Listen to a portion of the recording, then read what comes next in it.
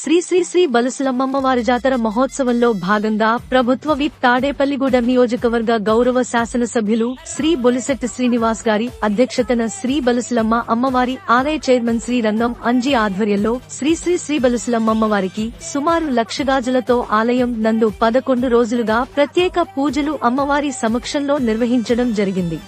ఈ 11 రోజుల ప్రత్యేక పూజలు అనంతరం 1 వారడులో ఉన్న వినాయక ఆలయం వద్ద అమ్మవారి ప్రసాద రూపంలో పసుపు కుంకుమ గాజులు భక్తులకు పంచడం జరిగింది.